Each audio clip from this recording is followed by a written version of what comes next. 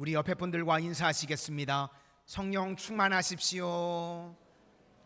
강하고 담대하십시오. 오늘은 생명과 능력이 되시는 예수님, 생명과 능력이 되시는 예수님이라는 제목으로 하나님의 말씀 증거하도록 하겠습니다. 우리가 많은 순간에 내가 생각하는 하나님을 믿을 때가 많이 있습니다. 여러 가지 어려움이 있으면 당장 생각하는 것이 하나님은 심판하시는 하나님이시다. 그래서 하나님의 심판을 생각하는 사람이 있고, 또 어떤 사람은 하나님은 사랑의 하나님이시다. 과정을 통해서 우리를 깨우침을 주시고 우리를 연단하신다. 이렇게 생각하는 사람들이 있다는 것입니다. 그래서 자기가 생각하는 하나님만을 고집합니다.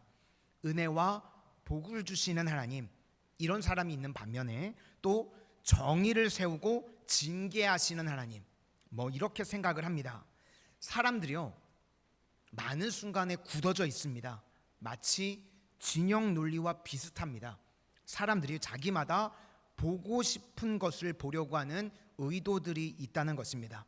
그래서 그 희망사항이요, 굳어져서 나중에는 신념이 될 때가 많이 있습니다. 우리 희망사항은요, 신앙이 아닙니다.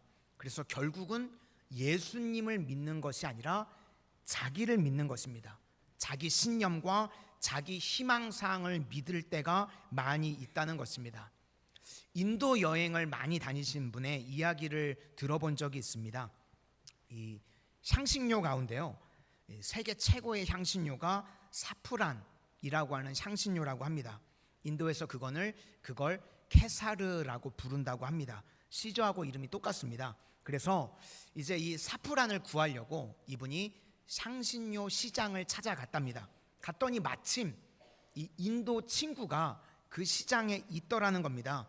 그래서 그 친구가 왜 왔냐고, 그래서 내가 향신료를 하나 사려고 왔다고 그랬더니 그 친구가 이야기를 해주답니다. 가짜를 조심해야 된다고. 그러면 가짜 말고 진짜는 어떻게 살 수 있냐 그랬더니 나만 믿으면 된다고 그러더랍니다. 나만 믿으면 된다고. 그래서 그 친구를 따라가서 이 사프란이라고 하는 향신료를 가지고 왔답니다. 그랬더니 우유에다가 몇 개를 떨어뜨려 보라고 그러더랍니다. 그래서 떨어뜨렸더니 이게 싹 녹으면서 노란색으로 변하면서 향이 나더라는 겁니다. 그래서 이게 진짜구나. 내가 친구를 잘 만나서 이게 가짜가 아니라 진짜를 사게 됐구나. 그래서 기뻤답니다. 그리고 이제 그 다음에 카페에 가서 차를 한잔 마시면서 앉아 있는데 또 다른 인도 친구를 만나게 되었답니다. 그래서 이 사프란 이야기를 해줬답니다. 향신료 시장에 가서 살려고 갔는데 내가 친구를 만나서 좋은 걸 샀다. 그랬더니 또 그 인도 친구가 뭐라고 이야기하는가 하면, 그걸 어떻게 믿냐고, 그거 다 거짓말이라고, 나는 힌두교 제사장 가운데 아는 사람이 있어서 힌두교 제사장한테 파는 건 절대로 속이지 않는다고, 내가 사다 주겠다고. 그래서 그 사람이 또 사프란을 하나 사가지고 왔답니다. 그래서 와서 우유에 넣었더니 이번에는 좀 천천히 녹더랍니다. 그래서 이거 왜 그런 거냐 그랬더니, 가짜는 착색을 한 것이기 때문에 빨리 녹고 진짜는 우려서 나오기 때문에 천천히 녹는다, 이렇게 설명을 해주더랍니다. 그래서 너무 기뻤답니다. 내가 진짜를 만났구나. 그리고 이제 다음으로 세 번째로 한 인도 친구 가정에 또 초대를 받아서 갔답니다. 가서 대화가, 자기가 좋아하는 대화들을 하니까 또 이 향신료 사프란 대화가 나왔습니다. 그래서 내가 이걸 이렇게 샀다고 그랬더니 그 친구가 또 혀를 차면서 이야기를 하더랍니다. 장사꾼의 말을 어떻게 믿으며 또 장사꾼과 결속된 종교인 말을 어떻게 믿냐고. 우리 오빠가 군대에 복무하고 있는데 너도 인도에 다녀봐서 알지 않냐고. 인도는 공항도 군인이 지킨다고. 그러니까 군인 말은 다 들으니까 내가 군인 통해서, 우리 오빠 통해서 직접 농부한테 살 테니까 넌 나만 믿으라고. 그래가지고 또 사가지고 왔답니다. 그랬더니 이번에는요, 색깔부터 진짜같이 보이더래요. 너무 좋아 보이더랍니다. 그래서 너무 기뻤답니다.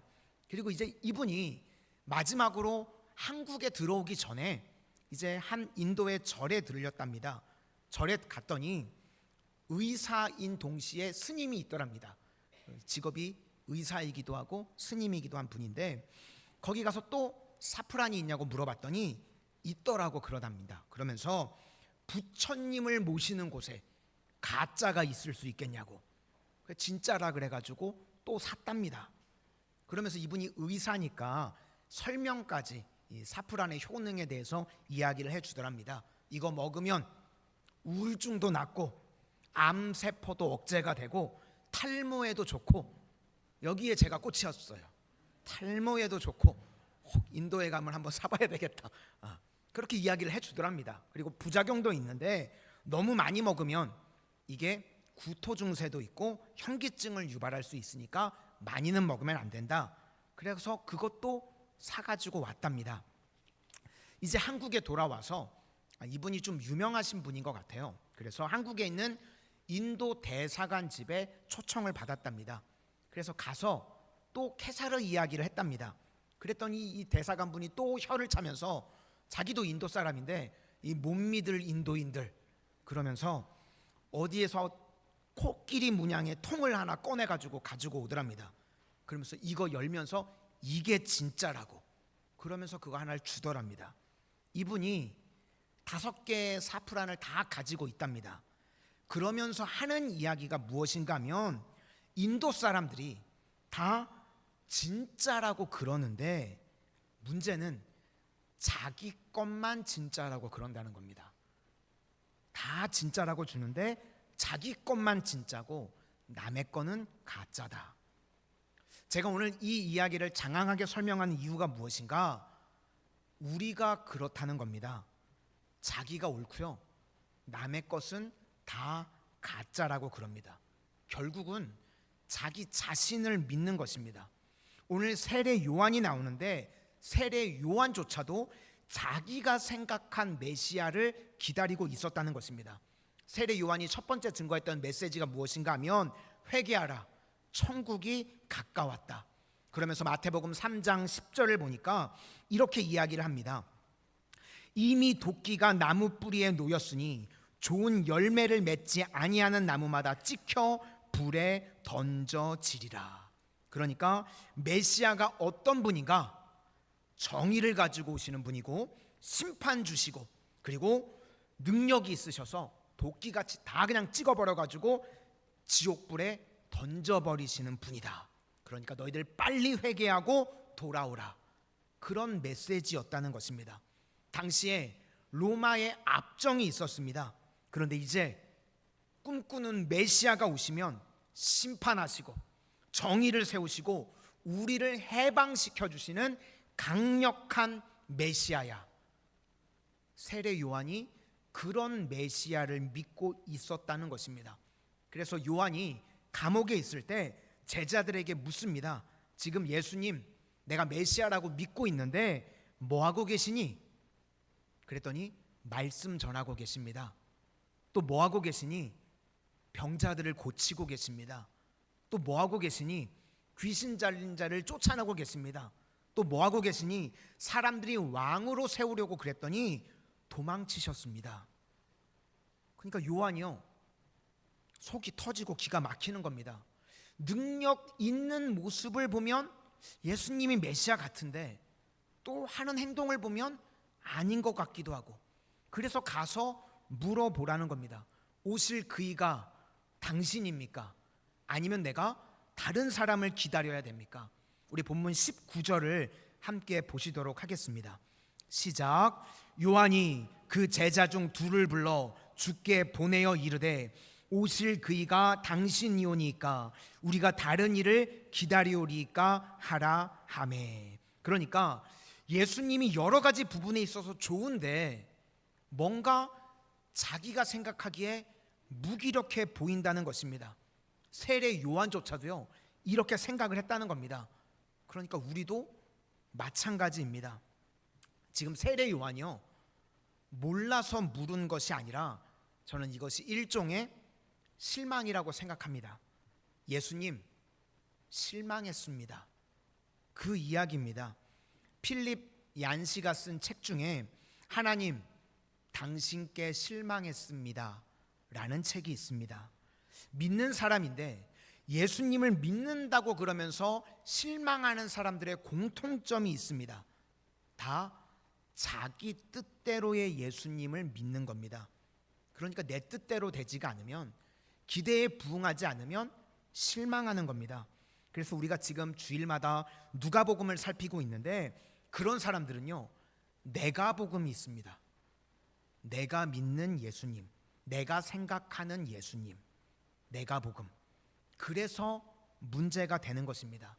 어떤 아들이 명문대에 들어갔습니다. 합격을 했습니다. 그랬더니 할렐루야, 주님의 뜻은 놀라우십니다. 그런데 그 아들이 시간이 지나서 신학 대학원을 간다고 그럽니다. 저는 도무지 주님의 뜻을 모르겠습니다. 이렇게 나오죠. 그러니까 이런 것들이요, 다 자기가 생각하는 겁니다. 내가 원하는 대로 되면 주님의 뜻이 놀랍습니다. 근데 내가 생각하는 것과 반대로 가면 도무지 주님의 뜻을 모르겠습니다. 알다가도 모를 하나님. 그런 신앙의 모습이 된다는 것입니다. 찬양 중에요, 주님이 옳습니다 라는 찬양이 있습니다. 사실 제가 오늘 그 찬양을 같이 부르고 싶었는데요, 몇 번 연습을 했는데 도무지 안 되겠더라고요. 우리 성도님들 숙면을 취하셔야 되는데 깨실까봐 그래서 테일님한테 도움을 청해볼까? 또 힘드실 것 같아서 한번 오늘 예배 끝나고 시간 되시면 주님은 옳습니다 라는 찬양 한번 들어보시면 좋을 것 같습니다. 그 가사가 어떻게 되는가 하면, 주님이 나의 부르짖음에 응답하셔야 되는데 잠잠하실 때가 있습니다. 그래도 주님이 옳습니다. 합력하여 선을 이루시는 겁니다. 우리가 하나님의 뜻을 어떻게 다 알겠습니까? 주님은 옳습니다. 수로보니게 여인이 주발 앞에 엎드렸습니다. 그런데 나를 쳐다보지도 않고 지나가십니다. 이유가 있습니다. 그래서 주님이 옳다는 것입니다. 또 간절한 내 소원이 있습니다. 딸의 병을 고쳐주십시오. 그런데 침묵하십니다. 예수님이 대답도 안 하십니다. 이유가 있습니다. 그래서 주님은 옳습니다. 우리가 어려움을 당할 때, 지금도 혹 주님께서 나를 외면하시는 것 같이 느껴지시는 분들이 계실지도 모르겠습니다. 그래도 주님은 옳습니다. 우리가요, 우리 인생 어떻게 될지 다 알지 못한다는 것입니다. 주님께서는요, 합력하여 선을 이루시는 줄로 믿습니다. 창세기 39장을 보면 요셉이 형통한 자가 되었다고 그럽니다. 하나님께서 그와 함께 하심으로 형통한 자가 되었다. 지지난주에 살폈던 것과 같이 형통이라는 히브리 단어가 살라흐라고 그랬습니다. 여러 가지 뜻이 있다고 그랬는데, 첫 번째 뜻은 우리가 그냥 다 아는 대로 잘 되는 것, 그게 형통입니다. 두 번째 뜻이 있는데 요셉에게는 이게 더 맞는 것 같습니다. 앞으로 전진한다는 겁니다. 난관과 방해가 있다고 할지라도 앞으로 전진한다. 그것이 형통입니다. 그러니까 노예로 팔려가고 모함을 받아서 감옥에 가고 어려움이 숱하게 많이 있습니다. 그런데 그 과정 속에서 요셉은 계속 전진하고 있습니다. 그래서 형통하다는 것입니다. 세 번째 뜻은 요셉 때문에 형통한 자가 되어 그랬습니다. 그 집안 전체가 다 형통하게 되었습니다. 넘쳐 흐르는 겁니다. 그래서 형통이라는 것은요, 나를 통해서 다른 사람까지도 잘 되는 것입니다. 그런데 우리가 이 형통의 모든 내용을 다 압니까? 모릅니다. 우린 기껏해야 1번 그냥 잘 되는 것 정도, 그건 형통의 단계에서요 가장 초보적으로 아는 것입니다. 그런데 조금 더 깊이 들어가면요, 하나님께서 우리에게 형통을 주시는데 어떤 형통을 주시는가 하면, 방해와 어려움이 있는 것 같이 보이지만 계속해서 전진하게 만드는 형통을 주십니다. 로마서 5장에 보시면 우리가 환난 중에도 기뻐한다는 말씀이 나옵니다. 더위 먹어서 미쳐서 기쁜 건가요? 아니죠. 환난은 인내를, 인내는 연단을, 연단은 소망을. 환난 때문에요, 인내가 옵니다. 인내가 주로 무엇인가 하면 외적인 것입니다. 그래서 인내, 그러면 우리 성도님들 영적 근육을 기르는 것이다, 이렇게 생각하시면 됩니다. 인내를 통해서 사람이 강해집니다. 그 다음에 연단이라고 하는 것은요, 인격입니다. 내 속사람. 그래서 하나님께서는 환난을 통해서 겉사람을 강하게 만드시고 속사람을 강하고 깊이 있게 만드신다는 겁니다. 근육을 키우고 인격을 키우는 것, 그게 인내와 연단. 그래서 마침내 소망을 이루신다는 것입니다. 그러니까 하나님께서요, 우리를 어떻게 이끌어 가시는지 우리는 다 알지 못하는 것입니다. 그래서 우리는 중요한 것이 주님과 함께 하기만 하면 어떤 대적이 온다고 할지라도 이긴다. 이것이 1번 형통. 2번은 어려움이 있더라고 하더라도 주와 함께라면 전진한다. 3번은 주와 함께 하시기 때문에 은혜와 복이 나를 통해서 흘러 넘치게 된다. 내 주변까지도 다 복되게 만드는 것. 그래서 요셉으로 인해서 보디발 장군 집에 은혜가 임하고 요셉 한 사람으로 인해서 애굽 전체에 은혜가 임하게 됩니다. 그게 형통입니다. 그래서 형통은 하나님께서 함께 하시는 것이 형통이라는 것입니다. 그런데 내가 중심인 사람의 특징은 무엇인가 하면 못 받아들이는 겁니다. 주님이 영접이 안 되는 겁니다. 요한복음 1장 12절 말씀에 영접하는 자, 곧 그 이름을 믿는 자, 동의어입니다. 영접하는 것과 믿는 것, 그러면 하나님의 자녀가 되는 권세를 주셨으니. 그러니까 하나님께서 하시는 것에 대해서요, 주님이 옳습니다. 이게 안 되는 겁니다. 맨날 내가 하나님이 돼서요, 내가 판단합니다. 내 생각이 옳으면 그게 옳은 거고, 내가 판단해서 틀리면 그게 틀린 겁니다. 오늘 세례 요한조차도 그랬고요, 여기 나오는 사람들도요, 당시에는 아이들이 장난감이 없으니까 뭘 가지고 노는가 하면 장례식 놀이와 결혼식 놀이를 주로 했습니다.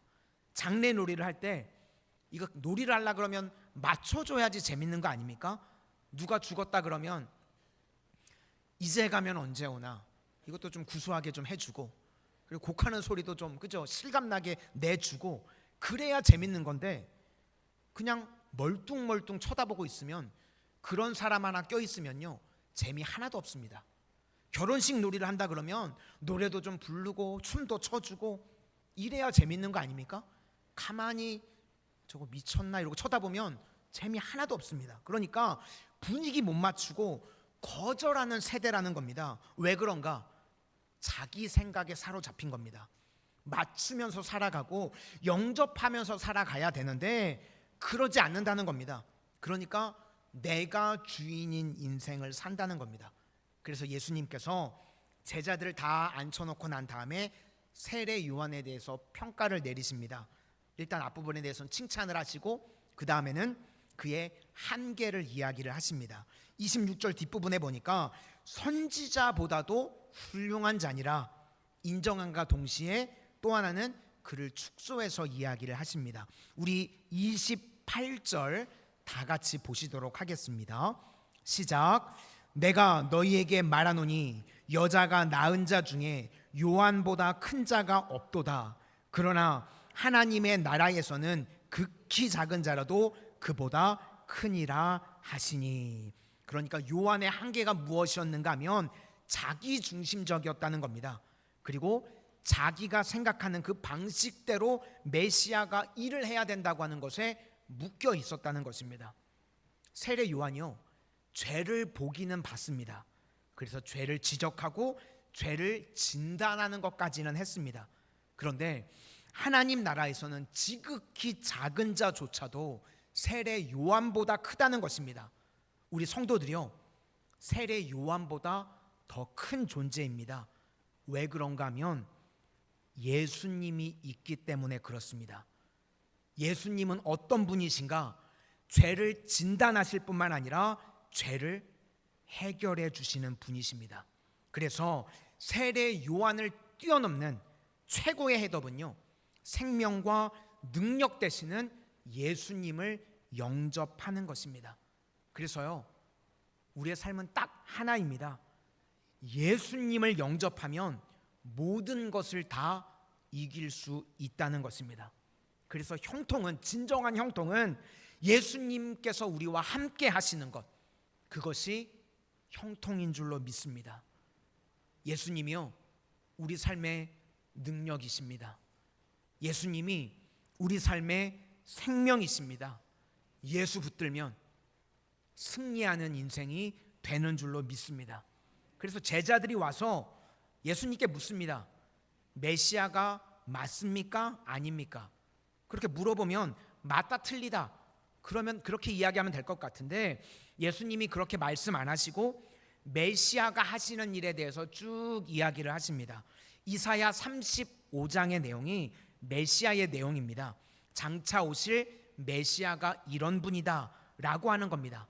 이사야 35장 5절과 6절을 보니까, 그때의 맹인의 눈이 밝을 것이며 못 듣는 사람의 귀가 열릴 것이며, 그때의 저는 자는 사슴같이 뛸 것이며, 말 못하는 자의 혀는 노래하리니 이는 광야에서 물이 솟겠고 사막에서 시내가 흐를 것임이라. 이 내용 그대로를 인용하고 있습니다. 구약에서요, 한 번도 이루어지지 않았던 메시아의 대표적인 특징이 무엇인가? 맹인이 눈 뜨는 것입니다. 구약에서는요, 이런 기적이 단 한 차례도 없었습니다. 그런데 메시아가 오면 맹인의 눈이 밝을 것이며, 맹인이 눈 뜬다는 겁니다. 그래서 신약을 우리가 읽어보면요, 맹인이 눈 뜨는 이야기가 많이 나옵니다. 이게 무슨 이야기인가?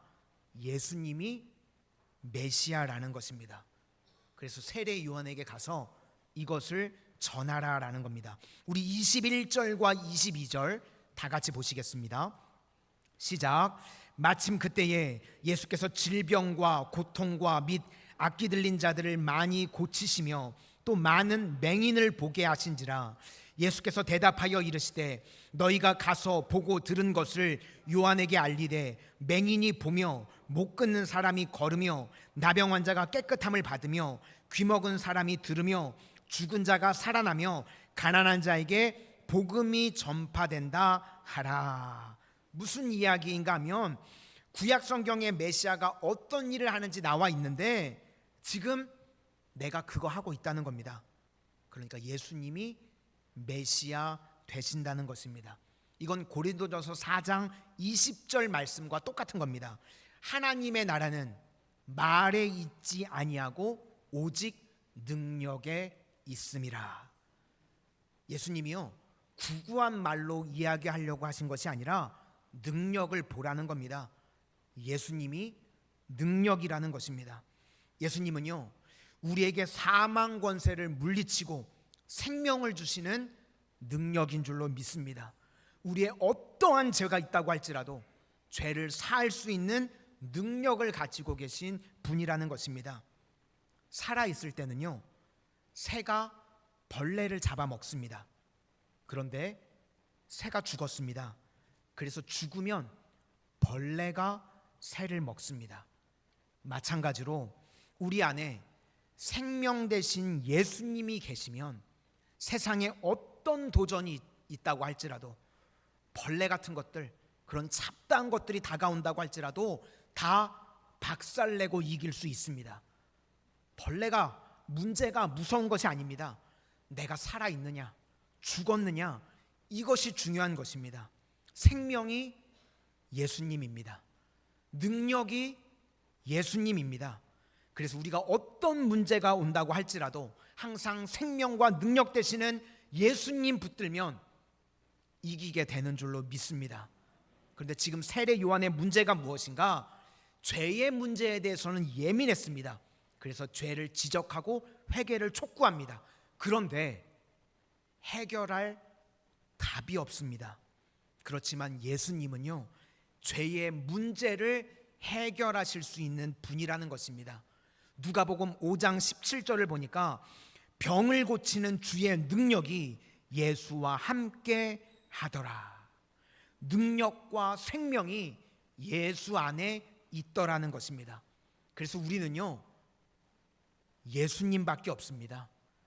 예수님만이 우리 인생의 답이고 예수님만이 우리 인생의 길을 열어주시는 줄로 믿습니다. 이제 그 다음에 향유를 붓는 여자 이야기가 나오는데 그 내용의 핵심은 헌신이 아닙니다. 더 중요한 게 무엇인가 하면 예수님께서 죄 사하는 능력이 있었다는 것입니다. 37절을 보니까요, 죄를 지은 한 여자라고 그랬는데 이건 이스라엘에서 쓰는 관용어입니다. 죄를 지은 한 여자, 창녀라는 뜻입니다. 그런데 이 여인이 예수님으로부터 죄사함을 받았습니다. 그래서 헌신하는 것입니다. 우리 47절부터 50절까지 47절부터 50절까지 다 같이 보시겠습니다. 시작. 이러므로 내가 내게 말하노니 그의 많은 죄가 사하여 졌도다. 이는 그의 사랑함이 많음이라. 사함을 받은 일이 적은 자는 적게 사랑하느니라. 이에 여자에게 이르되 내 죄사함을 받았느니라 하시니 함께 앉아있는 자들이 속으로 말하되 이가 누구이기에 죄도 사하는가 하더라. 예수께서 여자에게 이르시되 내 믿음이 너를 구원하였으니 평안히 가라 하시니라. 이 사건에서 예수님께서 말해주시는 것은요, 예수님은 죄를 지적하시고 죄를 인식하실 뿐만 아니라 죄 사함의 능력이 있는 분이라는 것입니다. 우리도 마찬가지입니다. 죄의 문제를 가지고 예수님 앞에 엎드리면 깨끗하게 사함받는 줄로 믿습니다. 우리 인생의 무능함의 문제를 가지고 예수님 앞에 엎드리면 예수님께서 능력을 부어주시는 줄로 믿습니다. 죽음의 문제로 예수님 앞에 가면 영생을 얻게 되는 줄로 믿습니다. 지금 여기가요, 바리새인 시몬의 집입니다. 이들은 생각할 때요, 누구의 죄가 더 크냐 작으냐 그 이야기입니다. 시험에서 떨어졌는데요, 점수를 20점 맞고 떨어지나 30점 맞고 떨어지나 똑같은 거 아닙니까? 그런데 떨어졌는데 다시 구제를 받았다. 그러면 그것이 기쁜 겁니다. 용서는요, 선물입니다. 예수님께서 죄 사함의 선물을 주셨습니다. 이것이 은혜입니다. 그래서 이 여인이 그 은혜에 감격하니까 어떤 일이 벌어지는가? 헌신이 가능한 것입니다. 여기서 나오는 헌신은요, 믿음에서 나오는 헌신입니다. 사람 쳐다보지 않고 예수님만 바라봤을 때 나타나는 헌신이라는 것입니다. 그래서 교회에서 헌신합시다 이런 슬로건 아닙니다. 교회에 와서요, 믿음의 주요 온전케 하시는 예수님을 바라보게 되면 헌신은요 저절로 나오는 것입니다. 우리는요 예수님만 바라보면 됩니다. 오늘 서두에 인도 이야기로 시작을 했으니까 이제 마무리 인도 이야기를 하나 더 하는 것으로 말씀을 마치려고 합니다. 무굴 제국 때 악바르라고 하는 왕이 있었습니다. 이 왕이 이제 사냥을 하려고 산에 갔습니다. 이제 한참 사냥을 하다가 저녁자가 돼서 이 왕이니까 기도한답시고 엎드려서 기도 매트를 깔고 이제 기도를 하는 겁니다. 매트를 깔고 기도를 하는데 그 산에 살고 있는 어떤 부부가 있었는데 밤 늦게까지 남편이 안 돌아오는 겁니다. 짐승한테 물려가서 뭐 죽은 게 아닌가 막 걱정이 되니까 아내가 남편을 찾아서 이제 산을 이리저리 헤매기 시작했습니다. 그렇게 막 정신없이 헤매다가 글쎄 왕의 기도 매트를 밟아버렸습니다. 그러니까 왕이 너무 화가 났겠죠. 저 여자 잡아! 이건 내시 목소리인데 왕 목소리가 나와야 되는데 근엄하게 목소리가 나왔어야 되는데 그죠?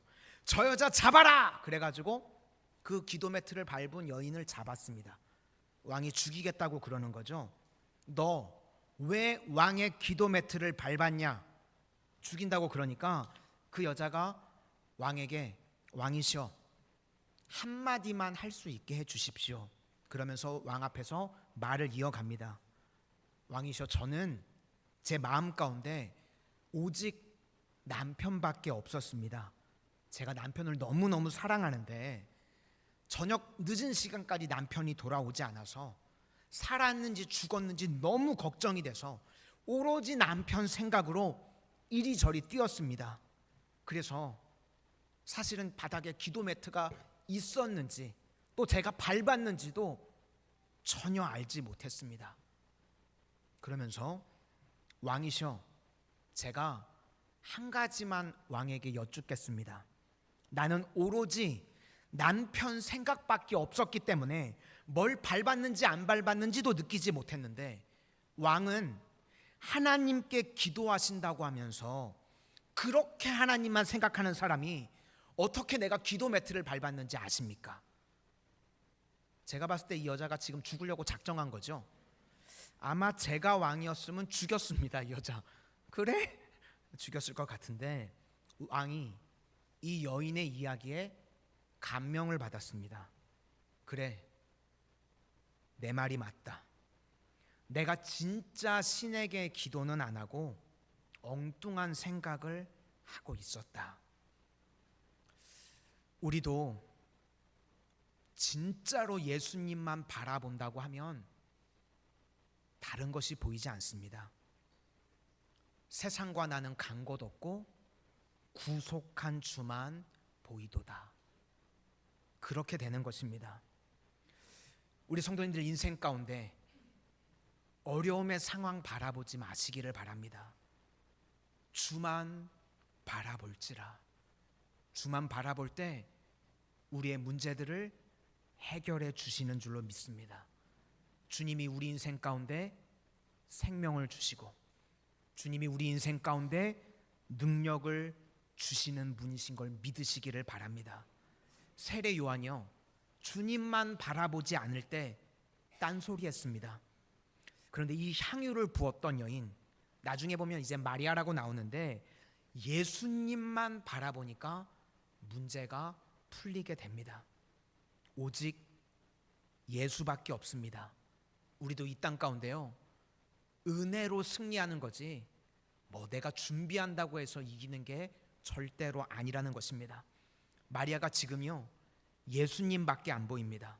원래는 죄를 지은 여자라 그랬죠. 사람들 앞에 서면 창피한 여인입니다. 지금 장소가 바리새인의 집입니다. 사람들이 수군거리고 있겠죠. 비난하고 있겠죠. 그런데 이 여인이요, 그런 거 신경도 안 씁니다. 오직 예수님만 바라보고 나아갑니다. 오직 예수님밖에 없습니다. 뭐 누가 수군거리든 말든 모든 시선을 주님께 돌리고 주만 바라봅니다. 그래서 오늘 메시지는요, 사실은 딱 한 가지입니다. 우리 모든 성도님들도 주만 바라보실 수 있기를 바랍니다. 자기 뜻에 사로잡힌 것은요 신앙이 아닙니다. 우리는 주님이 옳습니다. 주님이 하시는 모든 일이 옳고 주님의 은혜를 구하는 자입니다. 그 은혜의 힘에서 죄사함이 나오고 그 은혜에서 능력이 부어지고 그 은혜를 통해서 우리가 살아날 힘을 얻게 된다는 것입니다. 이 모든 것들을 누릴 수 있는 믿음의 신실한 백성들 다 되시기를 주의 이름으로 축원합니다. 우리 다시 한번